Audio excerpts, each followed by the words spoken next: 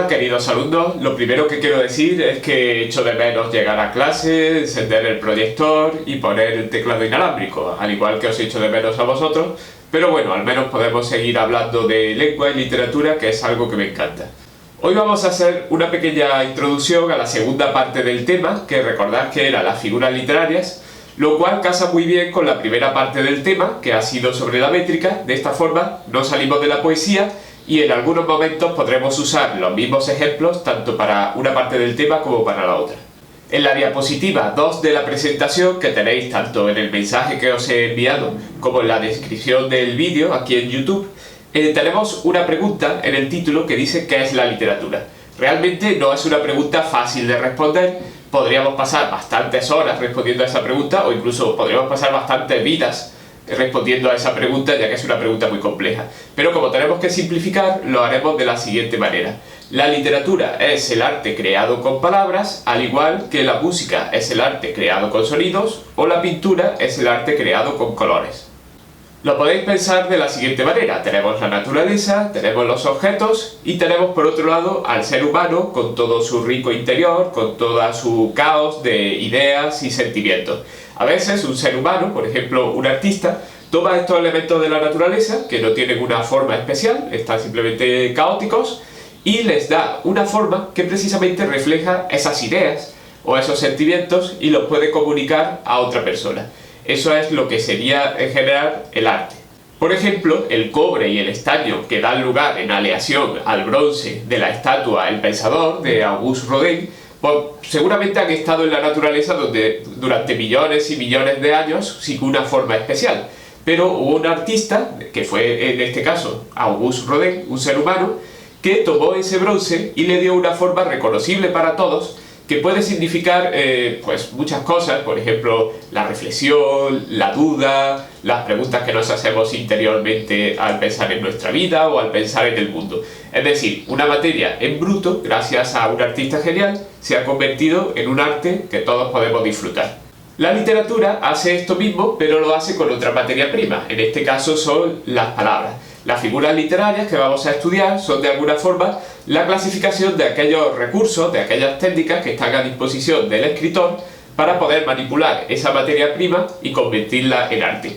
Por ejemplo, incluyo en la siguiente diapositiva el poema que ya vimos en clase del arpa de Becker. Fijaos como la idea inicial, la idea en bruto, que era simplemente la visión de un arpa en una esquina cubierta de polvo, abandonada por su dueña, que se convertía de alguna manera en el símbolo del propio talento del escritor, que quizás llevaba un tiempo sin escribir o pensaba que estaba desaprovechando su propio ingenio, su propia inteligencia.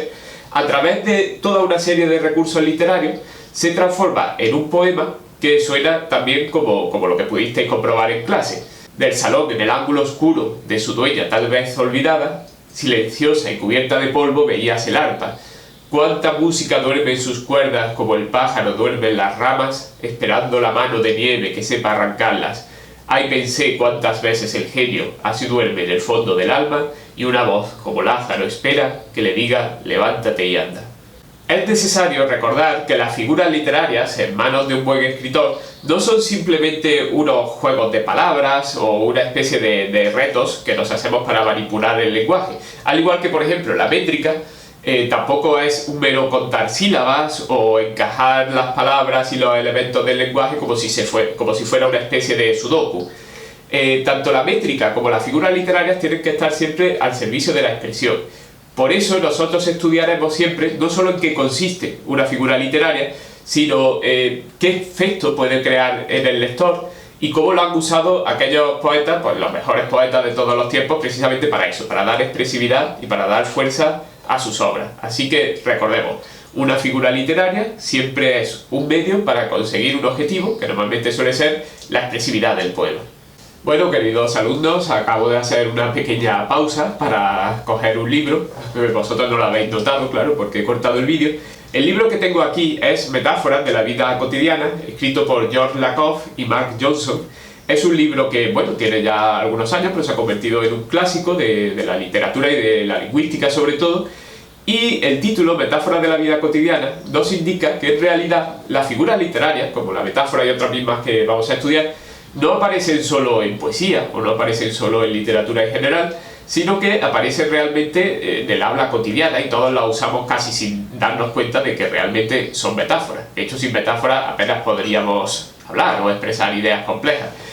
Por ejemplo, George Lakoff en este libro habla mucho de la metáfora de entender la discusión, dos personas que hablan en un intercambio de ideas, pues como si fuera una batalla, como si fuera una guerra, y podemos decir frases como he defendido bien mi argumento, o sabía que me iba a atacar desde ese lado. Por cierto, no sé si lo he dicho antes, pero tenéis permiso para ir al servicio, eso sí, hacerlo de uno en uno, así que, no sé, tendréis que coordinaros, hacer un grupo de WhatsApp o algo parecido.